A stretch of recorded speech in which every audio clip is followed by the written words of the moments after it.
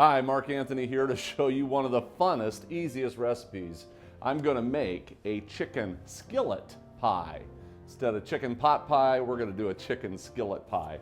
And it is so easy. I've got some ingredients here you are going to love.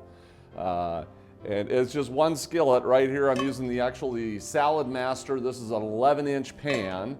And we're going to put some vegetables in here. Frozen, mixed vegetables. I did make some potatoes. I diced up some potatoes. You can use frozen too if you like. And right here I've got some frozen kale. And my last ingredient is going to be some of these Butler soy curls. And if you haven't used the Butler soy curls, they're really good. Less expensive than chicken pound for pound, and you'll get a lot of use out of that.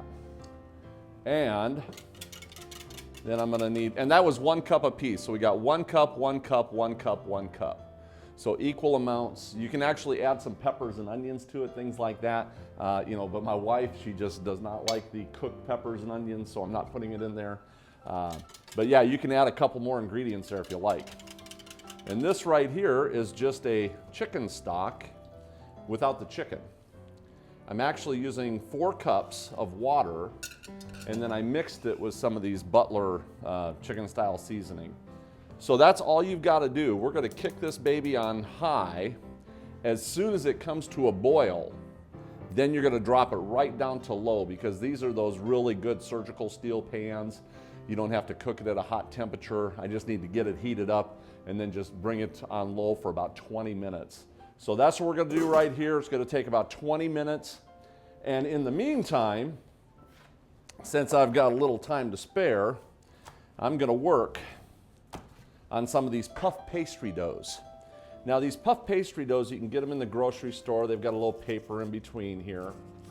And I am going to have a little fun carving these babies up. And they're all vegan, by the way, too. So probably fast forward a little bit just because I don't want to wait 20 minutes for this to get done. But I'm going to play around with this while we're going. We'll just fast forward the video.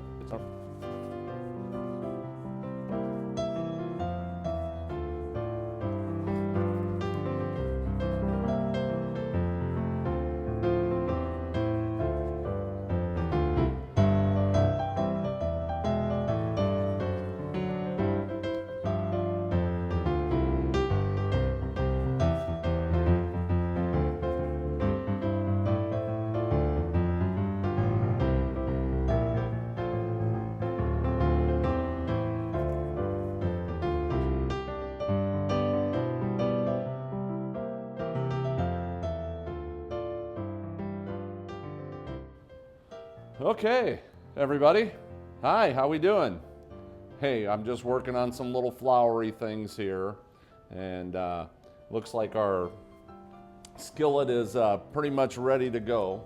I am going to make some cornstarch and water here, a little thickening agent called slurry for the technical definition of it. And I'm just going to make a bigger batch just so I'm not going to run out. I probably won't even need close to this much. We're going to give this a little bit of a spin here, get all that incorporated, and just like that, let that set for just a second here. Ooh, love that sound. That's the sound of Salad Master. Look at this. Ooh my, this is looking good. And of course, nothing's burnt on the bottom or anything. As long as you keep it on that low temperature, you're going to be just fine. You can bring it to a boil, but then just bring it down to a simmer low, because you're maintaining better nutrients that way. That's why you want to cook at those lower temperatures. And and by the way, anytime you want to know about Salad Master or pretty much anything that I carry, I don't even carry them, but you can call me and I will, be glad to share that information with you. Email me. I mean, my information is out there. I answer my own phones and just the way I am. So, but I can always get you in contact with the people that do sell these items. So, and the thing I like about this, handle comes off, and that's what we're going to do. We're actually going to put this right in the oven when we're done. And in fact, let's just go ahead and knock this baby out, because I like to let this rest a little bit. When it comes to cornstarch and water, you're making your slurry. it's good to mix it, let it settle, and then mix it again, because that way you're not gonna have it taste starchy. You can also use flour and oil, you know, make a roux, but I just don't like doing a lot of oil. So I'd rather go with the water base, and you can get the organic corn if you want, and here we go. So we're just gonna add some of the cornstarch and water right to the, basically you've got a chickenless stew right here. And you could actually serve this just like this. You'd have chickenless stew. And you can see how it's just thickening up, it's thickening up. And this is where you kind of decide how thick you want it. You can get thicker and thicker, and you can even crank this up a little bit. But I think that is looking really good right there. I'm gonna add just a little bit more. So I ended up using about half of what I thought I was gonna use, which is okay. You can make this even a little thicker if you want. It all depends how thick you want it. In fact, I'm going to, just to be bold. We're gonna be bold on this one. Thicker is gonna give it a little more body to it. Okay, and now that we've got it right there, we're gonna show you a couple of secrets here. I'm gonna take this other piece of puff pastry dough. And the puff pastry doughs are great. I use these for quite a few things. Let me just cut the corners off here just to balance it out a little bit. And you don't have to, you can always tuck them in, but I'm gonna cut those corners off. And oh yeah, look at it thickening up now. See how thick it is? And that's kind of what I'm looking for right there, because I want some body to it. I don't want it so thick you need a knife and a chainsaw to cut through it or anything like that, but you definitely want some thickness to it. Okay, woo, that looks good with the kale and everything. I mean, what a fabulous combination of items you've got here. And then we're gonna take this puff pastry dough and cover, I just wanna stretch it out just a little bit, make sure it's gonna cover the entire top of this stew that I made. Oh, I could do it like pizza, huh? Woo! Hey, we will do a show on pizza very, very soon. Okay, so there we go. We're just gonna get this right in here. And that's all there is to it. And I'm gonna take my little knife here just because I want to get these edges down in there, because I want this baby to look good. There we go, look at that, going right along the side like that. We're just tucking it in. And don't worry if a little bit of juice comes out the side, that's just fine.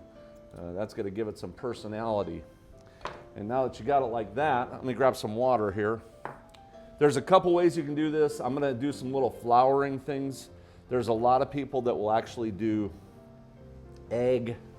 Egg is a big thing when you're doing pastries and things like this. But I'm just showing you the basics here. I'm not even really getting real fancy or anything. I'm just gonna show you the fundamentals. You can actually take and make so many different designs. And if I had time, I would, you can even break out your little cookie cutters and really get fancy with it. And but we're just gonna do some leaves here. I cut up some leaves. And all you're doing is putting a little personality on it. That's all you gotta do. Just get a little bit of a personality. It doesn't need to be fancy or anything like that. And I think I'll put that little leaf up there just because I don't have a lot of room down here. And ooh, we got one more of those. We can put that right there. And you can chop these up any way you want, really. And they're still gonna turn out fine. And you'll see what I mean when they come out. And so what do you think? Just like that? Think that'll work for us? I think so. And then, now you can add some water to it if you want. What I like to do is just hit it with a little spray like that. Okay, this baby is gonna go in the oven for about 20, 25, maybe 30 minutes at the most. And then we'll come back and show you the finished product. So I'll get this in the oven and we'll see you in about 20 minutes. We're back. It's been about 30 minutes, and let me tell you, I actually took the pieces that were here and just busted them up and put them in the oven for a little while, because you can always take your cups and go ahead and just add some to the bottom before you put your pot pie into it. So I don't like wasting food, so I always like to do that. Are you ready to be blown away? Now you got to remember, this was a 1 skillet meal. The chicken skillet pie. And oh my, look at that. And this baby is hot.